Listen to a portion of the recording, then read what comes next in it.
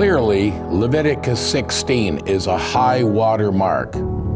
It describes the only day in the Jewish year when the high priest could enter the Holy of Holies.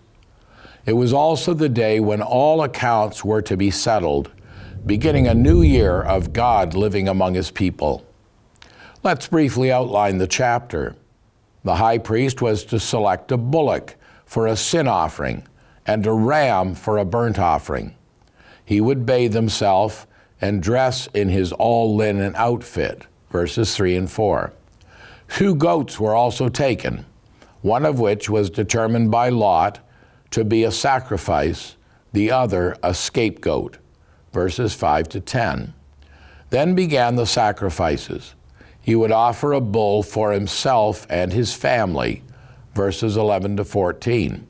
Following that, he killed the first goat as a sin offering to the people, sprinkled its blood on the mercy seat, and also used the blood to hallow the altar of burnt offerings, verses 15 to 19. The scapegoat was then to be brought. On its head he would lay his hands, confessing the iniquities of the children of Israel. The goat would then be led into, quote, an uninhabited land, never to be seen again, verses 20 through 22. After this, Aaron once again bathed himself and then made a burnt offering for himself and the people, verses 23 to 28. Thus ended this momentous day. The great day of atonement obviously prefigures the redemption work of Christ, so we can expect to see many links. Even the wardrobe changes are significant.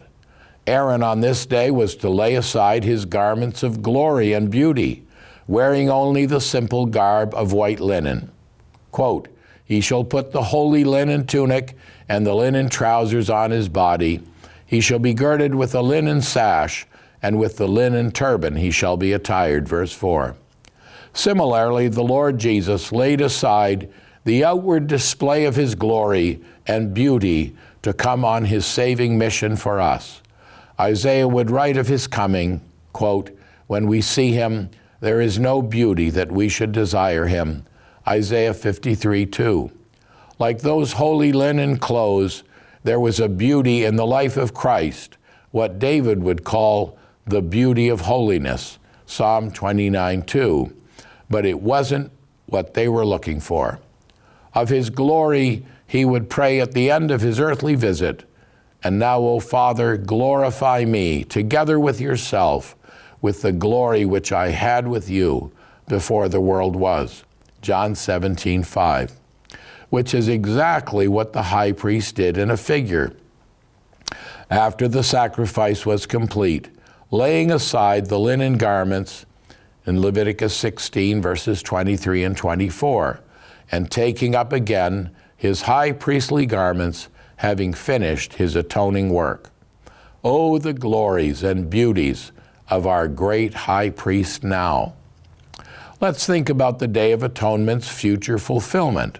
Quote, Christ has not entered the holy places made with hands, which are copies of the true, but into heaven itself, now to appear in the presence of God for us. But now, once at the end of the ages, he has appeared to put away sin by the sacrifice of himself. To those who eagerly wait for him, he will appear a second time, apart from sin, for salvation. Hebrews 9, verses 24 to 28. Did you see the 3 appearings? The high priest took the bull's blood in for the priesthood, and we, though Gentiles, have accepted Christ's death by faith, becoming God's priests, believing Messiah is now in God's presence for us. The second time the high priest appeared, it was with goat's blood for the people. So Christ will yet appear to Israel. Quote, in that day a fountain shall be opened for the house of David, for sin and for uncleanness. Zechariah 13:1. Notice, his next appearing to Israel will be, quote, apart from sin. No need to provide another sacrifice, but it will be for salvation. What a glorious day when, quote, all Israel will be saved, Romans 11:26, and then Christ will be satisfied, verse 11.